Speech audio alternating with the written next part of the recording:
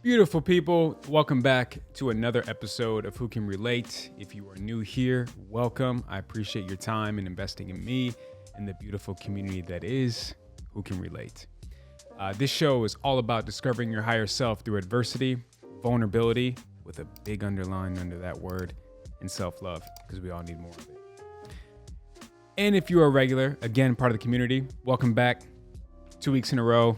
We made it. It's a little bit of a rough start here to the first season. Okay. This week's episode is going to be absolutely incredible, amazing, and hopefully life-changing for some. Shay and I took a month-long trip to the motherland, which is South Africa and Capetown specifically. It was my fourth time there, first time for Shay, and it was just an incredible, enlightening trip. I always love going back to Cape Town because it just brings me right back to exactly where I need to be, makes me appreciate what I need to appreciate more often, and it always gives me that entire bakery of humbleness. So, as we are rolling in this season 2, I always start off every episode with a quote and an intention. Today's quote is from Miss Jane Elliott. What we do in the present constructs the future. I'll say it one more time for the people in the back. What we do in the present constructs the future. I chose this quote in reference to today's episode because, as my two guests will just beautifully explain, that's what it's all about. It's all about doing what we can while we can to hopefully make the world in the future a better place. And as far as intention goes, there's so much to set intention for this one, but I will just say, my intention for this episode is to really bring awareness to those in need. Really bring a spotlight on the smaller communities, the no names, the completely just beneath the surface organizations, and all the entrepreneurs out there that just need a little bit of love, a little bit of help, a little bit of spotlight here. And also to hopefully raise awareness for those who need it. But before we get into all that, a little bit on South Africa and why Shay and I decided to take a month. I didn't mean to just graze over that. Why we decided to take a month to get down there and just enjoy ourselves. It was a little bit of a 2-year wedding anniversary trip, as well as just a let's get the hell out of here trip. We need a break. I chose South Africa mainly because, again, it has a really special place in my heart. I've probably put in a total of 4 months, I think, in that country. And it's really meant a lot to me. It was my first time here back in 10 years, so since 2011. And have some really good friends still down there and some amazing connections and resources. And so I couldn't wait to take Shay down there and show her all that I've been hyping up, and it definitely lived up to expectations. So I wanted to learn more about the culture, the heritage, the history, the ancestry, and just more in-depth detail about South Africa. Every time I've been before, it's primarily been like a tourist trip. I've done all the, tourism things and hiking Table Mountain and Lion's Head and going to Robben's Island and all those kind of things. But I really wanted to get into the community. I wanted to get my hands into the mud and really just learn and submerge myself into anything that was meant for us during that trip. So I hit up my boy Lloyd. Shout out to Lloyd, who was just an incredible, incredible tour guide the whole time we were down there. And, I mentioned to him, I want to film some episodes. I want to get in touch with some people, some locals who are, trying to make a change in their community. And I'd love to give, my platform to them and however they want to utilize it. So he introduced me to these two incredible young men in Ayanda and Apiwe. And I'll start with Ayanda. So Ayanda has his hands in all things the townships and in Kailicha to be specific. And one of the companies that he co-founded is called ABCD, which is a lifestyle marketing tourism startup based in the heart of Kailicha.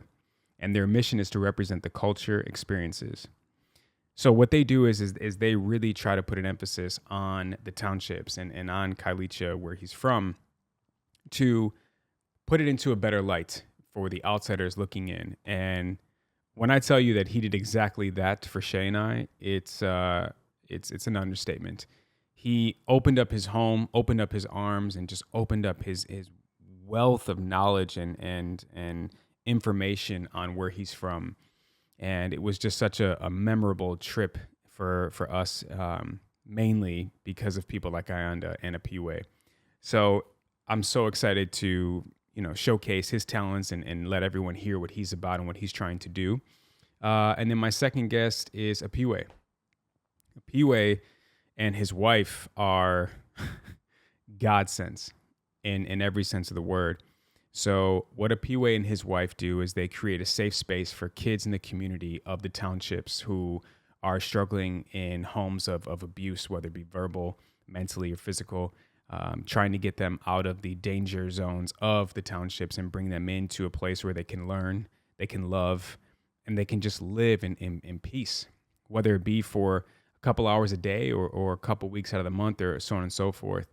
So Lloyd brings us to Apiwe's house with Ayanda, and Shay and I walk in, and we had really no idea what we were walking into.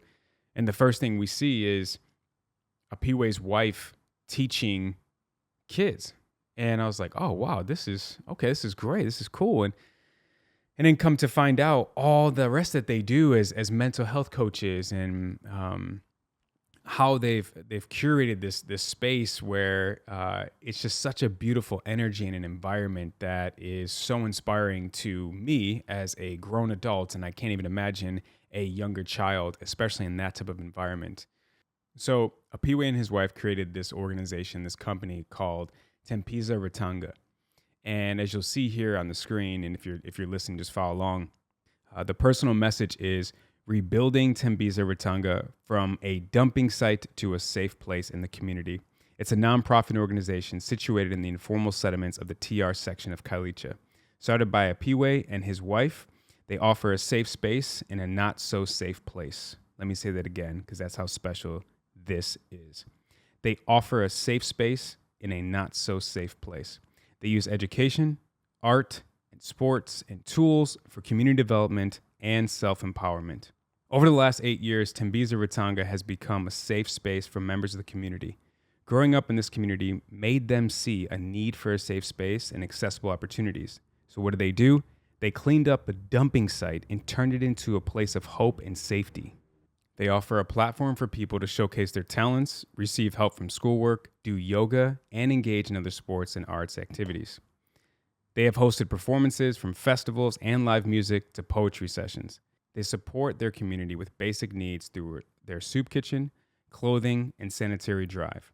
And unfortunately, now they face challenges of working in a facility being unsafe for the public and their resources are being depleted.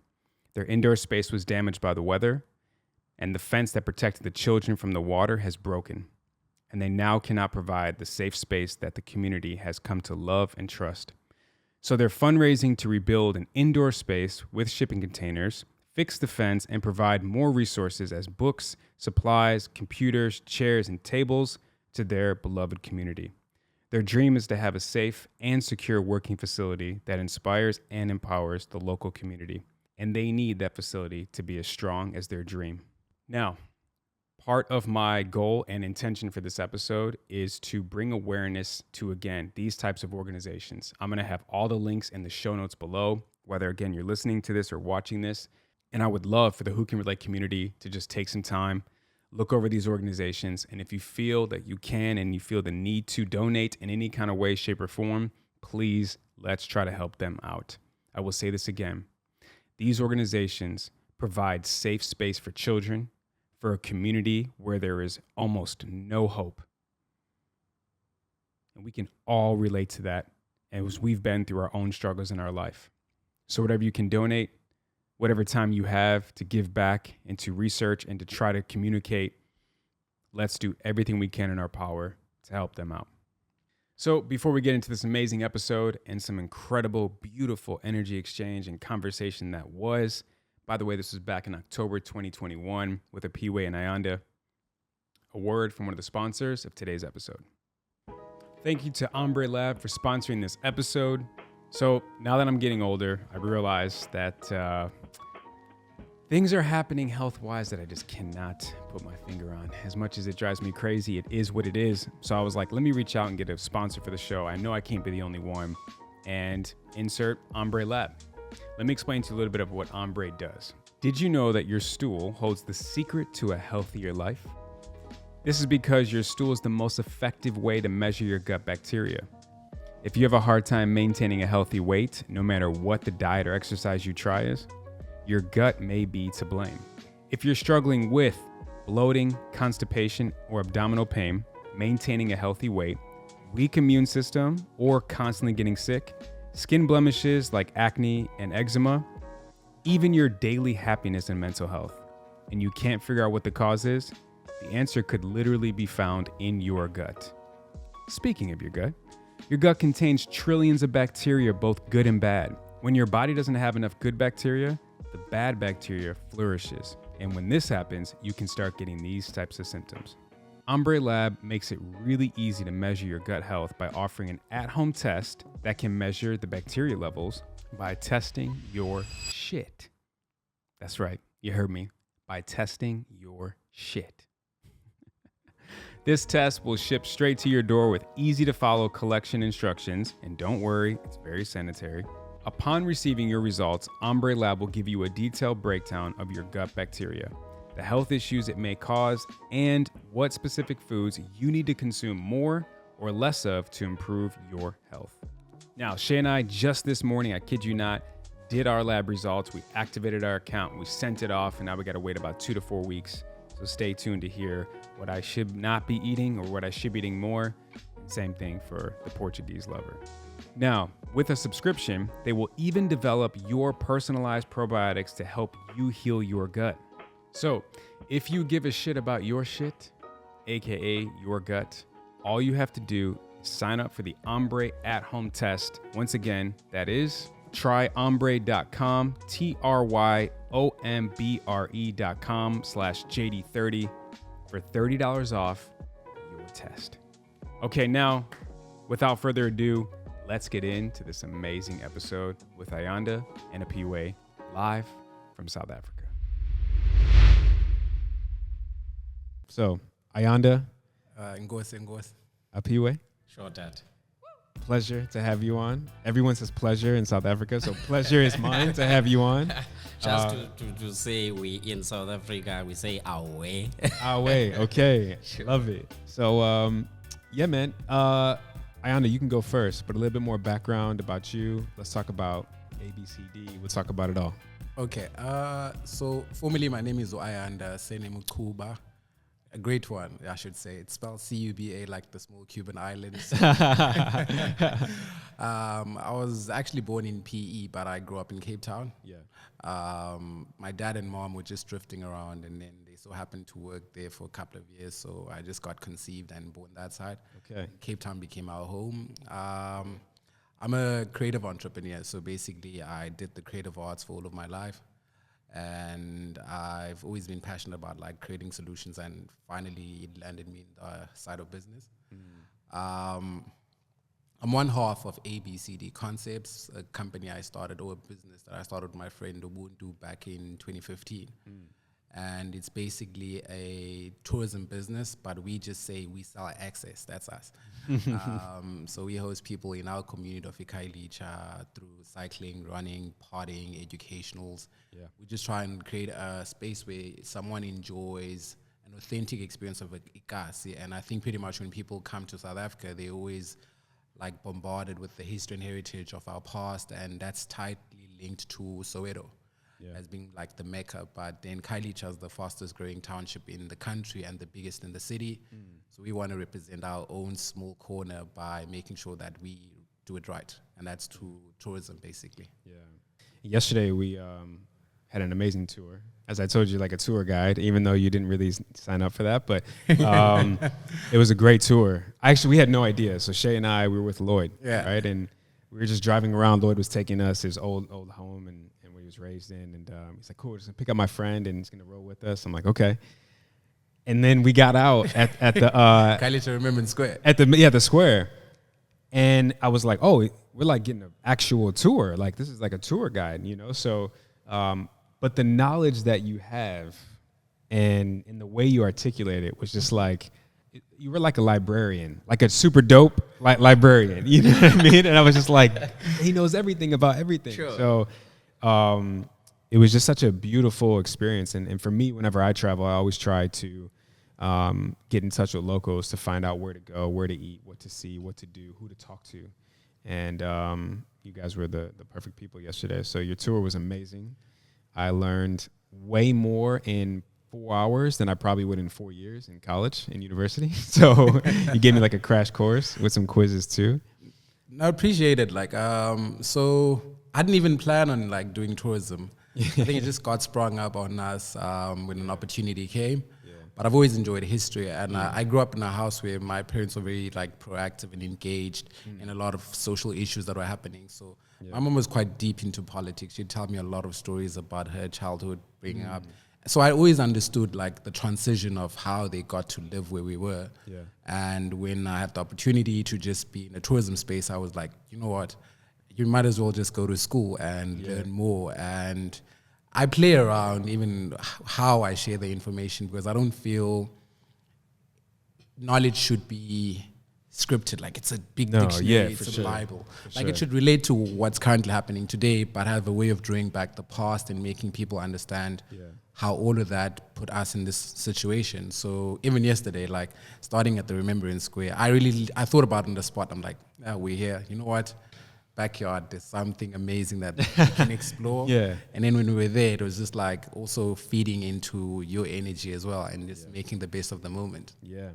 You said something yesterday about how, so when you land in Cape Town, for anyone who doesn't know, one of the first things you see is the townships. Like straight away, like 2 minutes into your drive. And I loved what you said. You were like, that's usually most people's only experience of the townships. It's just through the car window. And we were in it. And it was like to feel and to see and to witness everything, but then to get history behind it, right? We were driving past at one point one of the streets in the townships, and we were like, I think Shay asked, like, how do you just set up shop? You know, you pick your land, or like what you pay rent, or like what happens, you know?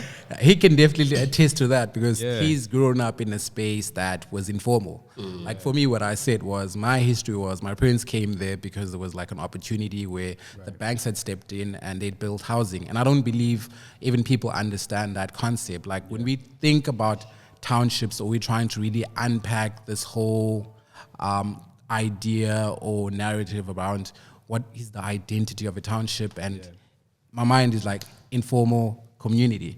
But then for my situation, back 31 years ago, people came in and there was informal housing. So when we got to see that space, like it was like, this is the whole community. It's just made out of different building blocks. So the informal setup is people just coming in, taking land.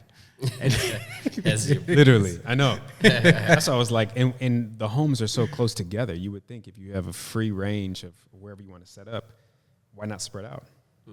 It's a first come, first serve. Okay. So the rule of thumb is, if you get there first, you get prime spot. That's like close to the road, a bigger yard. If you have a car, you have a parking space. You get there late, you're right at the back. Okay. And then if someone has like a yard and they have no intentions of really building, then you get asked to them permission. Like, can I come and squat next to you, and maybe we'll work out a system, like how we coexist.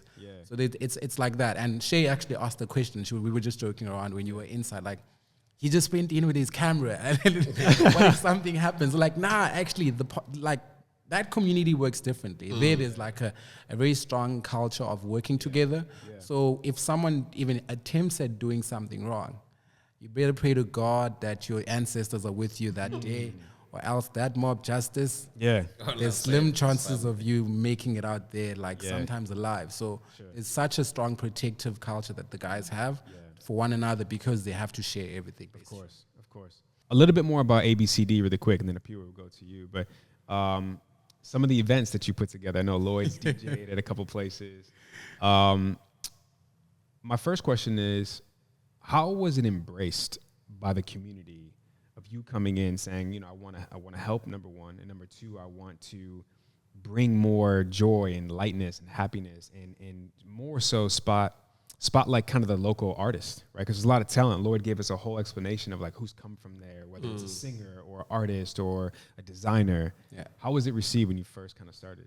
So a lot of what we do is what Kailicha is about. Sure. And in that way, it made it easy because there's such a big collaborative spirit. Yeah. And we partnered with guys like Oapiwe to showcase a different side of Kailicha. And it's all about how are we influencing like the next generation? How do we give it for like pay it forward basically? Yeah. And for us, we have a simple triple bottom line as a business. We do what we do so that it betters our community. Yeah. We took up a lot of space in the community. So we needed eyes and ears and everywhere. Sure. And that's how we always try and ensure we do our bit. Yeah. And we try and ensure that it's not just about tourism, it's just about being immersed in a different culture, in a different lifestyle, and getting a sense that you are here as Indo in our language, which is a guest, and not a tourist. Because a tourist makes it seem like you are in this glass... Like a museum. A museum, basically. Right. Yeah. When you are Indo, you're just here as a guest, and you're learning what the locals doing, so you're doing like what the locals do. For sure. So that's us. I love it, and I love what you do, man. And we talked about yesterday, like, I'm a huge, passionate person. Like, my heart is too big for my body at times. And when we like... just the energy that you gave was like, oh, he's got passion too. Like, he cares, right? This is not for show. Like, you actually care. But speaking of being a guest in someone's home, so we're like getting the tour, right? And you were giving these the alphabet thing. How you said like there's no O, right? and like the neighborhoods because they go off alphabet. Yeah. And you were telling Lloyd where to go, and you're like turn left here, do this, do that. We're here, and Lloyd leaves his Mercedes on the side of the street, and I was like, bro, are you okay? Like, is this, we're good? He was like, in my head, I'm like, well, yeah, there's no back way. You know what I mean? It's like, this is the road. So we get out, and we didn't even know where we were going. And so we walk in, and your wife is teaching, like, a study with, like, 12 to 15 young kids. And we're like, oh, I'm sorry. You know, I didn't mean to intrude. Sure. And everyone's like, no, keep coming back. And then we met at P-Way.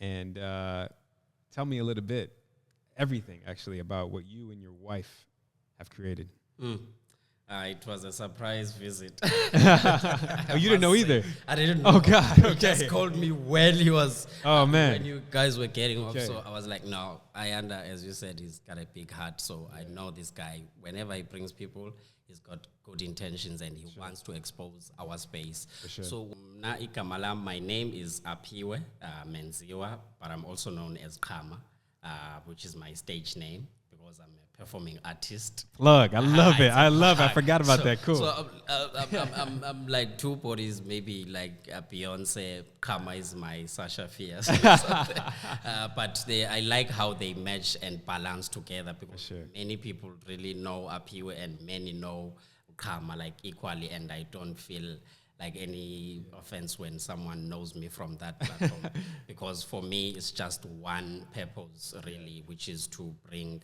change in people's lives and in my community per se, through whether it be through music or through what I do in the space, which is Tembisa Rotunga. So we have this organization that we run, myself and my wife, which is called Tembisa Rotunga, that is named after our community in informal settlement, which is a different part or perspective of what Kailicha is known for by many people. We're in a very congested area with a lot of challenges, hence the programs for the kids. We started in 2013 when we saw a need for a safe space for the community, basically, because there's so much happening around the community. There's not even a space for a kid to be a kid and just play around. I remember for us growing up, we used to play alongside the pavement, and we lost a lot of friends when we're crossing over the road or we're just being kids. So when we started the space, it was mainly for us performing artists when we saw a gap and a need for alternative spaces where we can hold festivals and theater shows. So we started and we cleared what used to be a dumping site also. There used to be a lot of rubbish there. And we saw beyond the rubbish, and when we're expanding and extending the household, also we were forced because we lived in a two-room shack, more than 8 people, extended family, so we were forced to extend. And then when we achieved to do a first balcony in the shacks, we were celebrating that. Hey. And we were flexing. And I have to ask you, was your brother a part of the architecture? Because your brother is like a walking IKEA. It's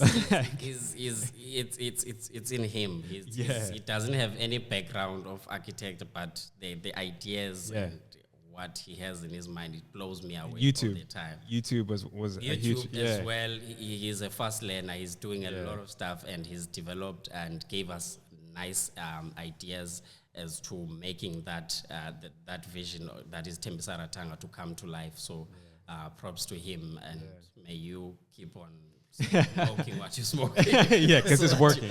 Because it's working, for sure. It's working. So we then saw a number of kids after we held festivals and shows, because they were the audience coming to experience what we were portraying as artists. But after that, they don't want to go home. They play. Then they started flocking in after school, playing there. But we had a problem now from the parents when they come to call them. Hey, when you are here, why are you here? And the house chores are not done, the schoolwork, you're lacking. So we saw and we heard the complaints from the parents. Then my wife, being someone who's passionate about education, and also we thought, let's close the gap in our community, knowing that there's a lot of disadvantages when it comes to education. So we started programs for the kids after school, having book clubs and a home library. There's a whole lot of challenges in our community, even going to the government library or the community library. It's a walking distance, and it's quite far, minding that after school it's already late, and there's a lot of stuff, child trafficking happening. So many people couldn't travel to the library, meaning now you will lack on your studies. So we thought of like, let's have books here and help them as an older brother and older sister. At least they will have someone who they can speak to. Also, like when you spoke of the library, and they are too serious, no noise, but there in the space they can chat with bigger brother or bigger sister and help them with homeworks. That's when we started with the program for the kids. And now we recently started mental health coaching for them, focusing on 8 to 13 years, knowing that's the age where most challenges are happening. You getting that beating, no more, then I'm now responsible for many things. So we trying to mold them and make sure that they are equipped for their real life situation. And we make them understand about their emotions, about their qualities, and the boundaries that they need to have, which I think if I knew that at an early stage in my life, would have been a much better man than I am now. But I'm glad that they, for themselves, they can get that foundation at that. So that's what we do at Tembisa Rotunga. So as we were walking through, I'm noticing like schoolwork being done, these emotion cards. And I didn't know what they were playing with. I started to see the faces, and it said sad or it said happy, and I was like, how incredible that, we all deal with some form of mental health, right? Thankfully, right now, it's been more talked about, before, especially for men, especially for black men, right? So as I'm seeing this, I'm like, how amazing is it that little do these kids know this is a form of expressing emotion that they've been holding in for so long, especially from the ages of 8 to 13, which everything is crazy, right? From 8 to 13, for lack of a better way to put it. So seeing this, and it's funny because Ayanda was saying, like, you just pick your spot and then you're there. It's like first come, first serve. You have like the Taj Mahal of Kailicha, because I went back and I'm like, wow, like this view is amazing. And you had like a little office, right? The library, and I was like, it's an office with a view. The balcony helps. Sure. And so your brother's doing a good job. But no, we were just, witnessing the kids playing, and it just, the energy that you've created, you and your wife, is amazing. And you feel it as soon as you walk in. It's warm, it's welcoming, it's safe. Thanks. And for those kids, as I was telling your wife, what you're doing is you're help molding their young mind, number one. But number two, you're providing a space where they can express and be themselves. And I can't even imagine in the townships how hard that is, let alone for anyone, right? especially at that age. So what have you and your wife noticed from kids who have been with you guys now for a couple of years to where they are now, and just the shift in their whole being? Yeah, it's so mind blowing, and it gives us a lot of hope. Like there's one guy that comes in mind now. He's called Amilile, so he's still with us.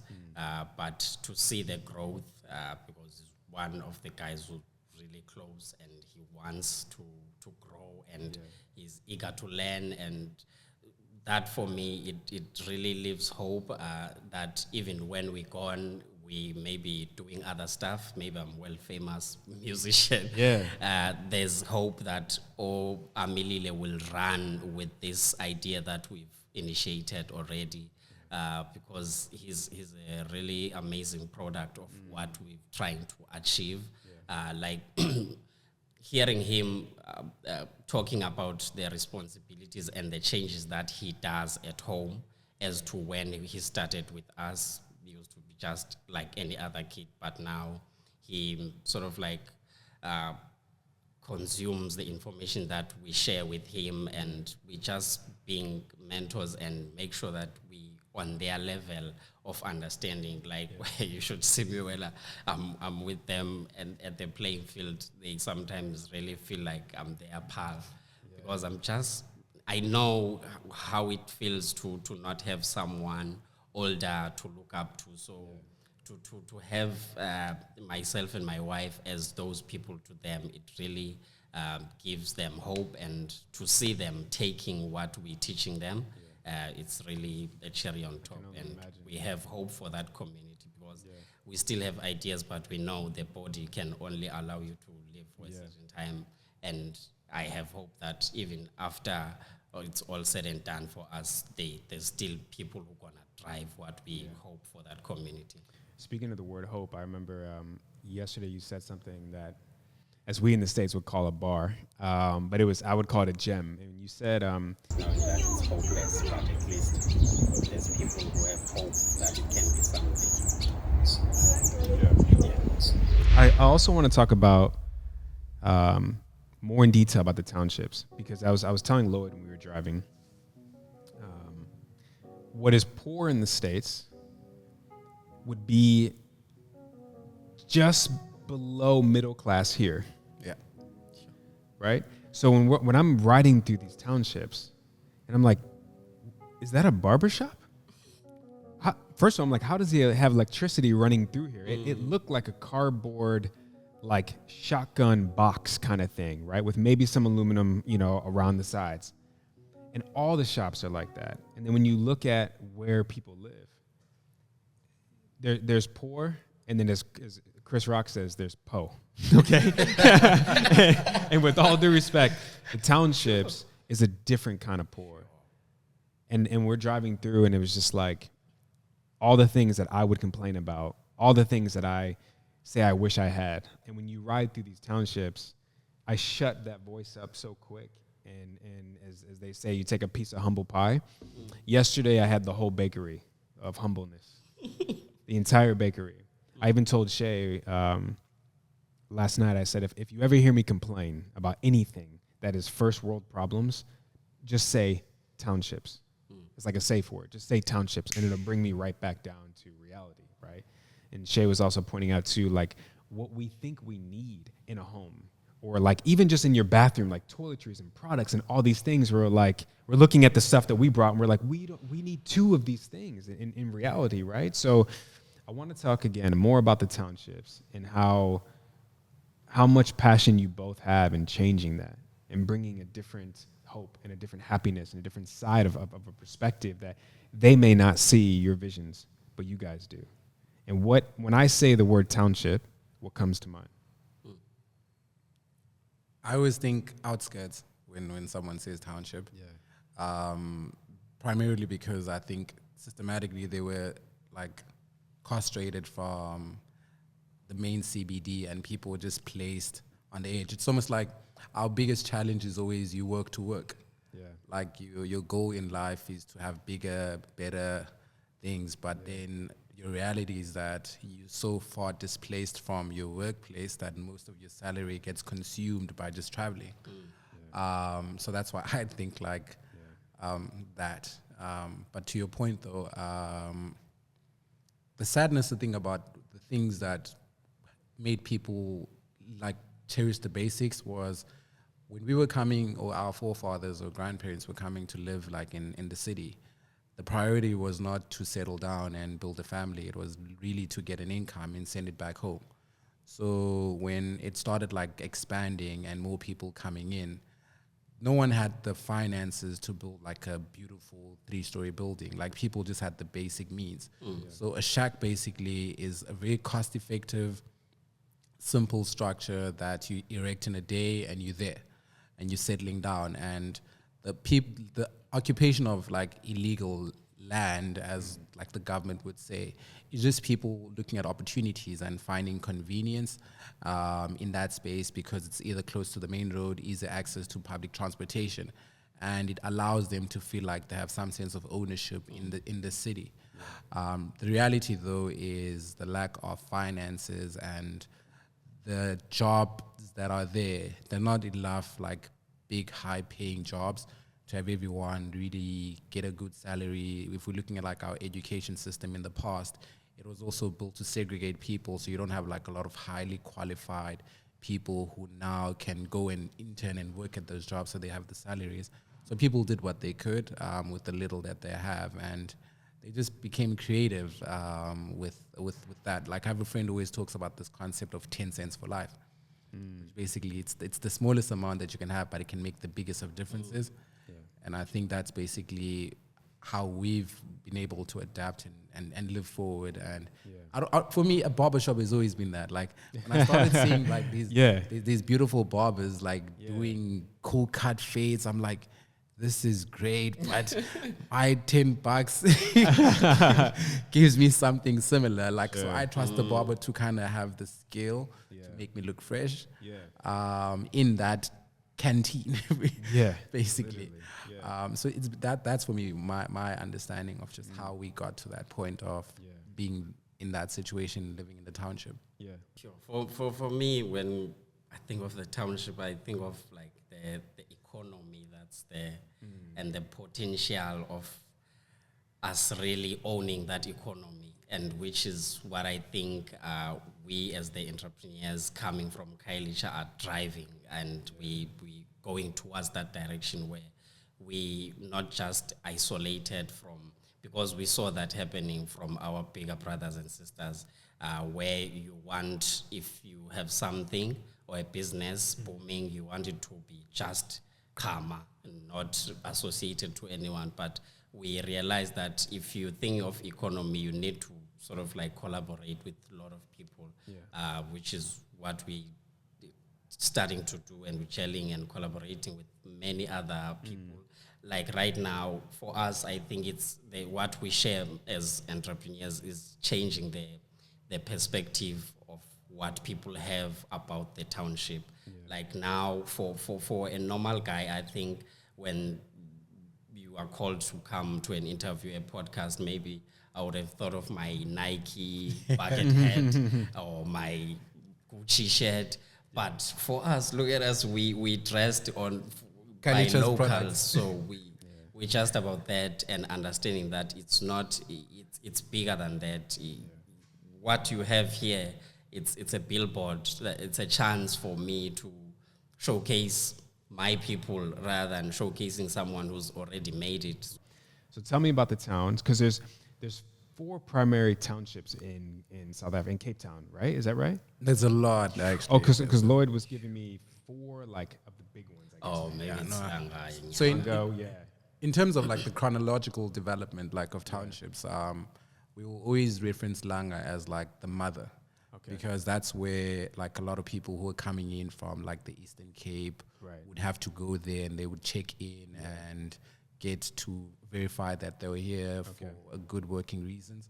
And the funniest thing would be they were treated as like strangers. Imagine traveling to your own city, your own country, and yet you're still a foreigner. So Langa would be the oldest, established in about 1923, and then you have Gooks in Yanga between 1950 and 1960, and then Crossroad 1970, and then Kailicha like 1980s or 1983. So those are the big ones. Those are the most known ones. And when you say big, like give me a rough number of how many people are in the community, at least with Kaliche.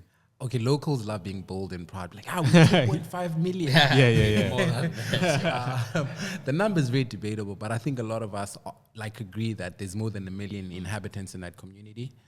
Mostly because after 1994, you just had this surge of people like coming in and wanting to live here. And because of like the informal situations like you guys experienced yesterday, census can't do a good job. No. There's a lot in a little. That's what I was thinking of it, yeah. So there's a lot. There's roughly a lot. But it's really grown, I think, over the years. We take up a lot of like a lot of Cape Town's population, like I believe lives in a Kailicha. Wow. A lot of guys that work even in the city. Like if you'd had to take a public transport right now, a taxi specifically, and it was rush hour, payday, I'd take you 2 hours before you get home. Just standing in a queue, like not even beer while you at it. not even like in the taxi traveling, just for you to get into the taxi to travel. It'll take you 2 hours. That's how long the queue would be. Level. And even Lloyd was saying like there's classism within the townships. Yeah. And I know you said the alphabet is kind of how it's organized, right? It's so Langa was established as formally that's going to be where people like the black working class is going to live. And they had like two setups. One was the hostel situation. So hostels basically were men's only. It's almost like for you guys when it's the projects. If you're looking at like how they would build up these high buildings, that would be like what they were doing. Okay. And that was just men. So when men came in without their spouses, basically they would live in that situation. But when families also started developing, they had a different section. Now this was much more of a family space, which would be similar, but it was a carriage home. Okay. So people would live there. And then when Kailicha was established, it started out differently. Kailicha started out when there was a brewing war happening in a crossroad. They were just trying to reduce that community to have control. Okay. And you could notice even when we were coming in, like in Langa, if you went in, there's one way in, one way out. It's like a systematic way of closing down the township. So for Kailicha, banks also started noticing and saw an opportunity. And that creates classism alone because then he comes in, he squats, builds a shack. That's informal. I purchase a home.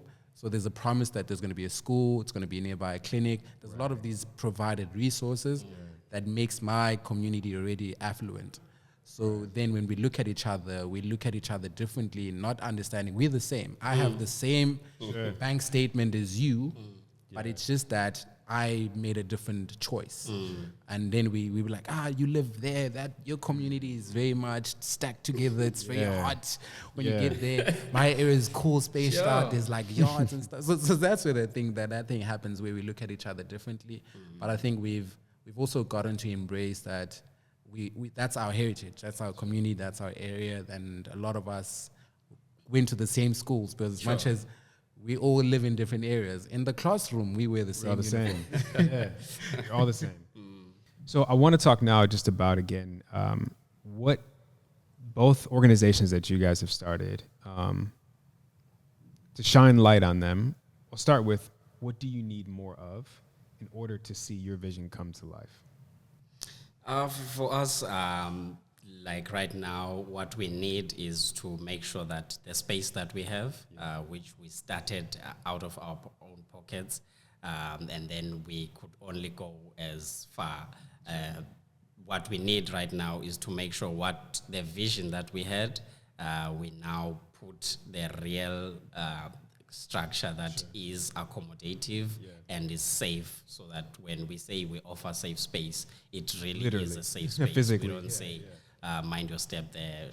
So we're currently gonna be embarking on a journey of starting a campaign and crowdfunding campaign where we're just asking for anyone to help us make sure that we realize rebuilding the structure and making sure that it's safe for the community, and a whole lot of other things that we hope to do, like the tourism we're already doing, but we still have other dreams that are going to be crazy when you visit us. You'll have the cable card and happening in there. So And we're hoping that anyone who has something to offer, it might be sharing the link, it might be just donating the little that you have, and it's going to make us realize our dream that is making the space for the community. Yeah. Ayanda, what do you need? I think I was thinking about it like right now for a second. I think mostly for us, need more people to, I think, dismiss the idea of townships are just unsafe. Right.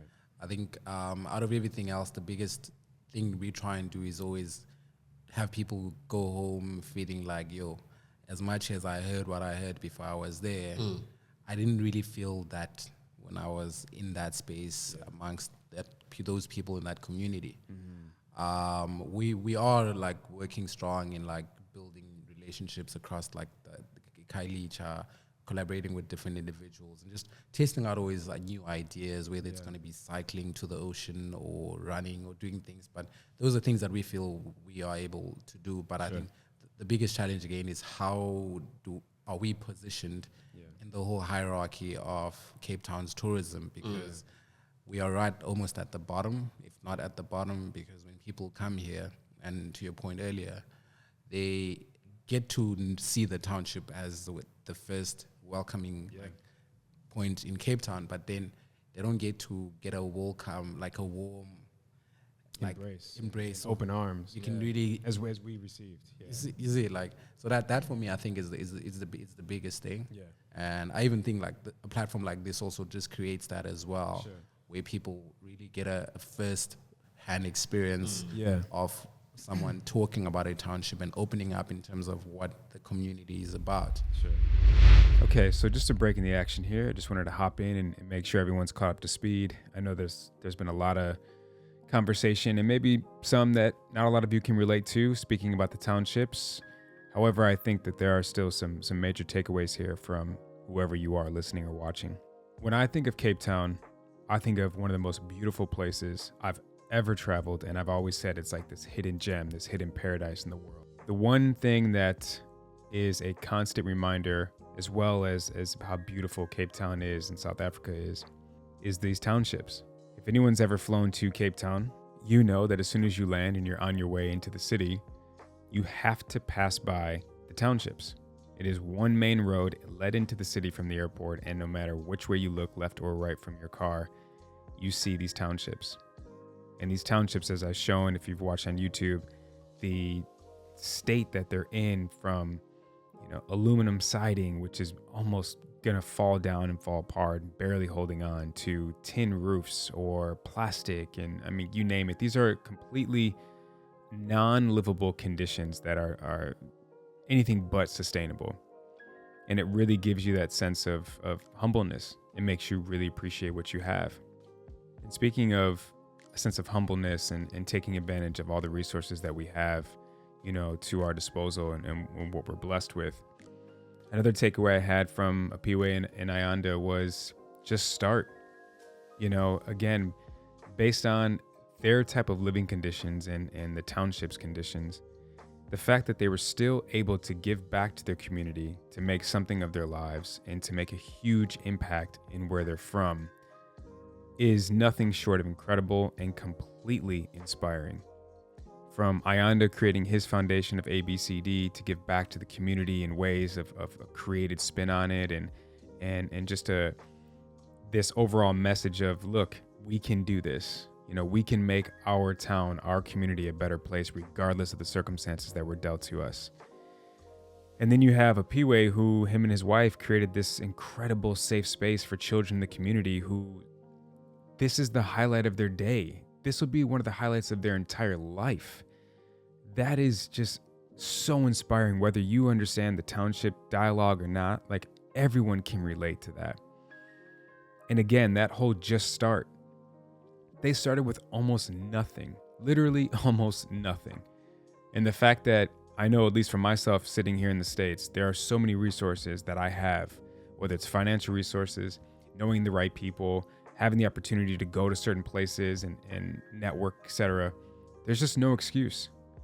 And I hope that's one of the main takeaways from everyone listening or watching this episode today, is that there is no excuse. if you really want to do something in your life and you really want to live a purposeful life and have all your potential and your intentions and your hopes and goals to be lived out, you just have to start. You just have to start. So I usually go round of rapid fire questions, but first I'm gonna go the opposite way because I feel like it's necessary now. So I always acknowledge my guests whenever they come on the show. I'm so appreciative of the time, the efforts, and for you guys, it's a long way. And I know we've been talking a lot the last like 24, 48 hours. So acknowledgement / appreciation. So Ayanda, I'll start with you. As I said, and be a repeat of the voice note I left you, but for everyone. But I just, again, that passion really came through. You know, you reminded me a lot of myself when I'm in Chicago and I'm giving my tours of Chicago.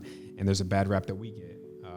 Not near the townships as far as poverty goes, but crime and just, lack of safety for sure. So it's always important for me to say, no, but this is how Chicago really is, and watch how people embrace you and look at the beautiful people inside and out, and that's what you gave us.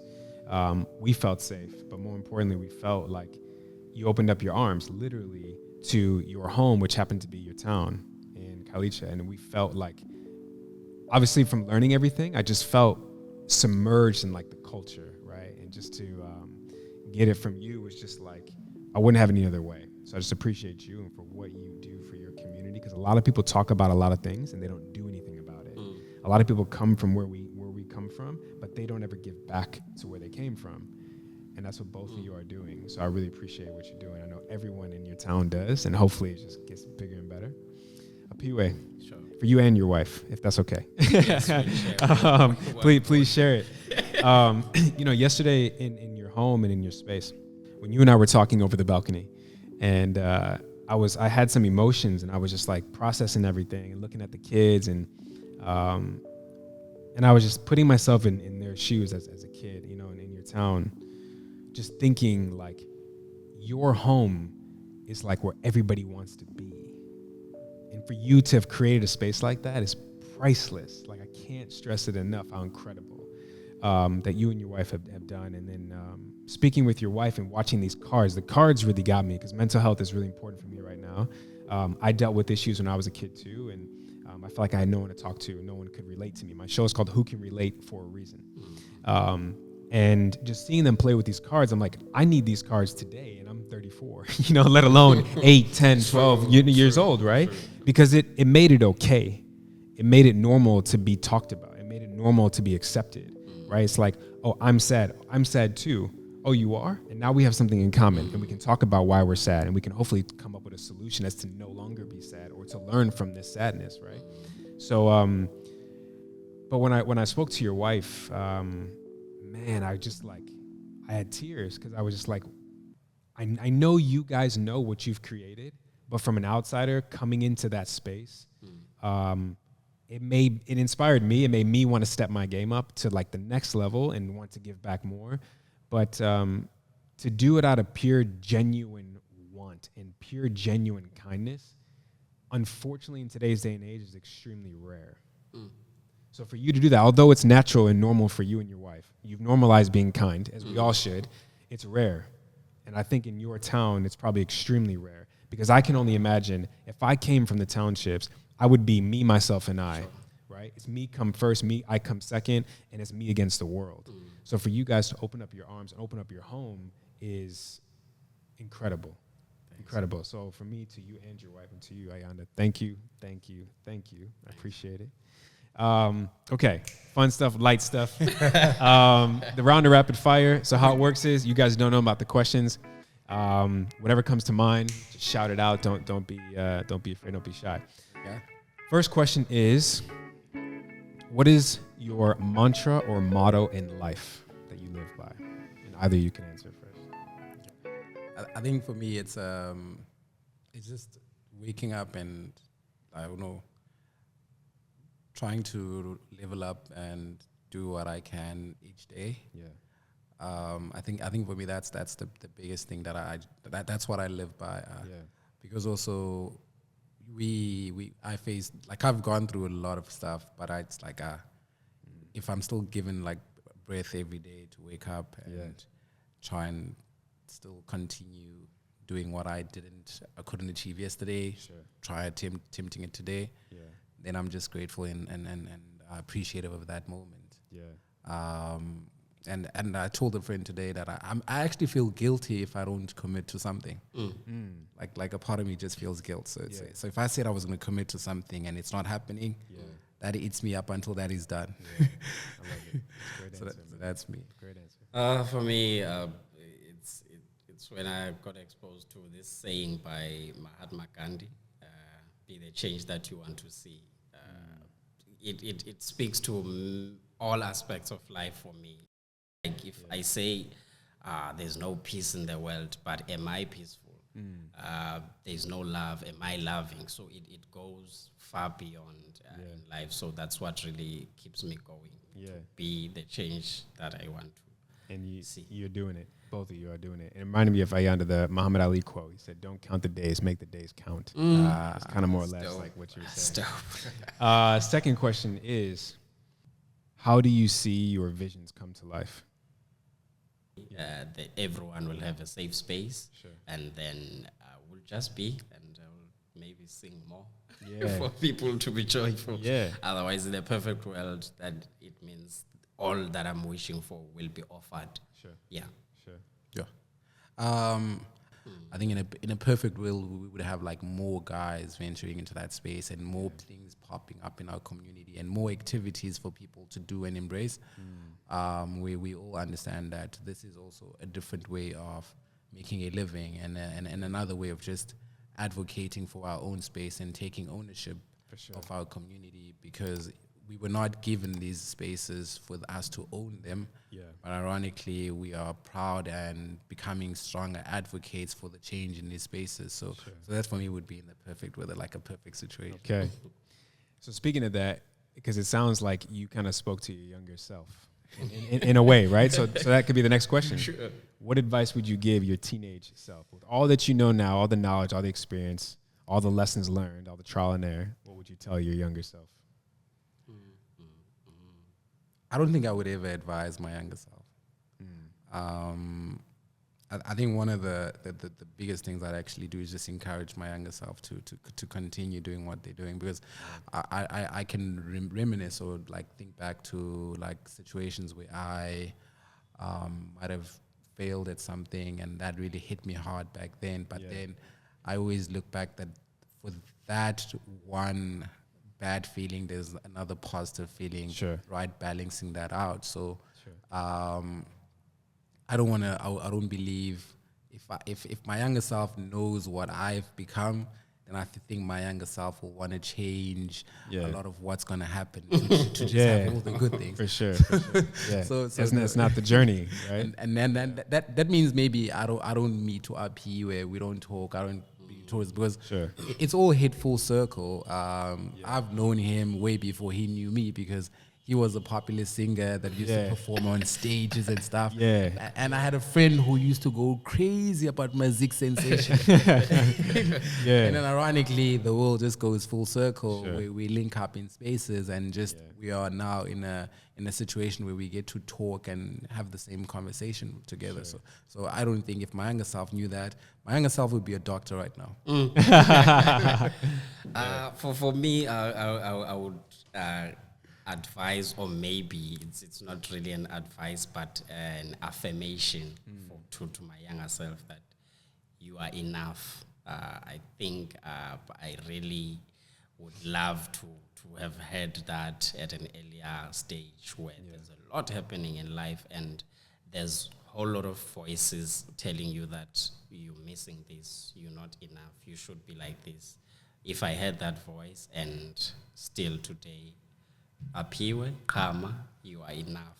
That's that. Yeah. I love it. If you could create a law that everybody had to abide by and live by, what would it be? Molo. That's what I would say. Molo. Oh, Molo. Yo, that. Yeah, that is really dope. I don't know. So one of the most things that we have actually like did when we started out for our guest was to teach them isiXhosa and just the basic way of greeting. Umolo is a gesture that like acknowledges your presence. when you are within someone else's space. So we would have to tell them as we're jogging, like if you see people standing by the bus stop, just simply greet them, say molo. And what I noticed happened like in Western society, in most of the places, like people walk past each other as if they don't see that someone else is within their space. So I think I would make that a law. Like just simply say molo, just acknowledge, say hi. Yeah.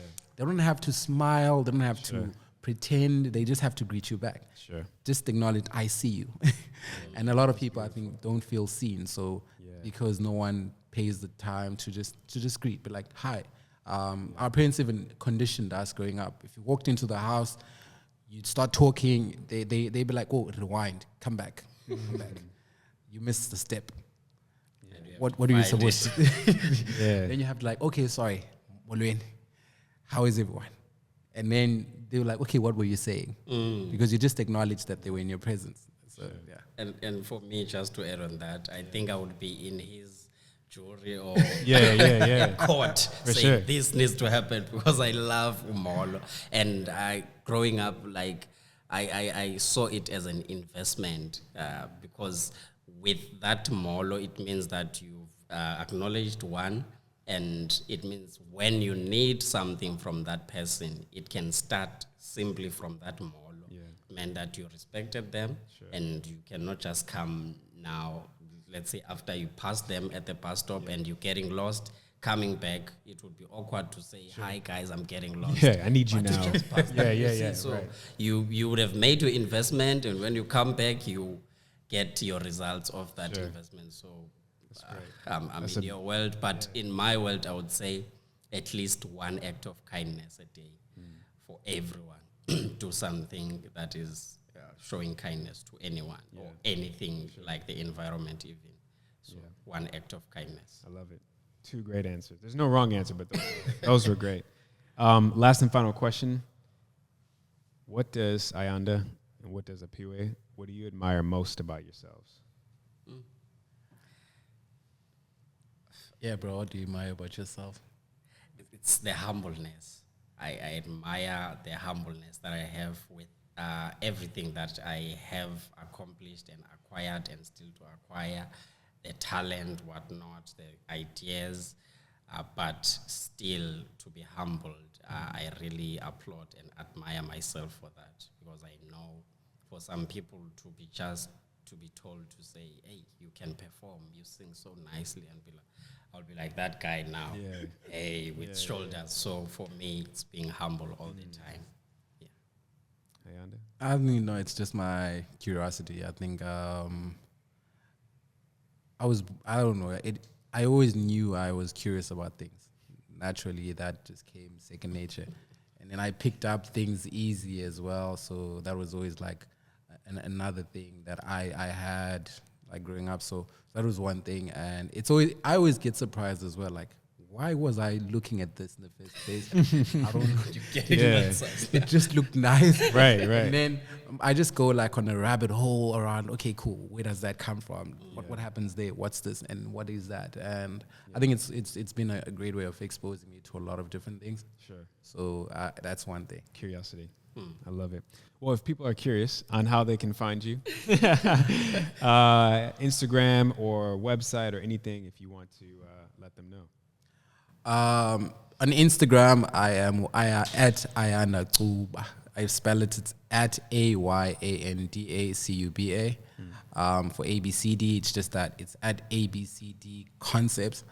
And then for Facebook, it's the same. It's just my name and surname. Okay. If you're creative like myself, I do have a Behance account. You just Google me, Ayanda Cuba, and you'll find like some of my work on Behance. And you'll probably also get a link to some of the work I do in my community. For sure. I'll make sure I include all that too. And I am Kama Music. It starts with a Q and ends with a Q because I'm Mr. Q. So you can find me on any social platforms. At Facebook, it's Kama Music, and on Instagram and Twitter, it's Kama Music still. But for my organization, it's Tembisa, without an H, Ratanga, Tembisa Ratanga. On Instagram, Tembisa_Ratanga. That's where you find us. Okay, so this is the final interruption in the episode, and I'll send it off in a good way. back to Apiwe and Ayanda in a second. But again, I just wanted to remind anybody who's interested in donating to Apiwe's foundation and showing support for them, donating and showing support for Ayanda. If you are watching, everything is on the screen right now. And even if you're not watching on YouTube, it's all in the description in the notes. If you are listening on Apple, Spotify, or wherever you're listening to this podcast, this is also in the show notes below. There's links, there's ways to connect, there's ways to give back, there's ways to support and show love. So on behalf of me, who can relate, and these two incredible human beings, and again, Ayanda and Apiwe, thank you, thank you, thank you for whatever you have to give. Also, another way to really show support is to share this episode with anyone that you think could benefit from it, or anyone that you think could also contribute and support their movements. It would be greatly appreciated, and it would go such a long way. Okay, now, before we get back into the last bit of the episode, thank you again for Apiwe and Ayanda for coming on. Thank you again for you, the listener and the audience, to tuning in and showing support. Last and final thing, if you stick around for the end of this episode on YouTube, you're going to see some photos and some more videos from our trip to South Africa. And if you are listening to this, thank you. And I highly encourage you to go over to YouTube so you can see what I'm talking about. And throughout the episode, I've already shared a bunch of different footage, documentary style in ways, of this incredible trip that Shay and I had. Thank you. Love and light to each and every one of you. I'll see y'all next week. So since it's your show, right? Yeah. Yeah. As a gift Yeah. from us to you, here's a tongue twister Okay. in South Africa. Okay. You know what? I was worried about this because you taught me. You tried to teach us yesterday, and I know I remember the which I can do, but then to call a horse was like Aha. Yeah. But since we have a singer, so there's a simple one. okay. Yeah. That was a song by the famous Miriam Makeba. Simple. Igqirha lendlela nguqongqothwane. He can even give you the harmony to it. Igqirha lendlela nguqongqothwane. Igqirha lendlela nguqongqothwane. That's your cue now. Okay. I can do that part. I can do that part. I can't even top that.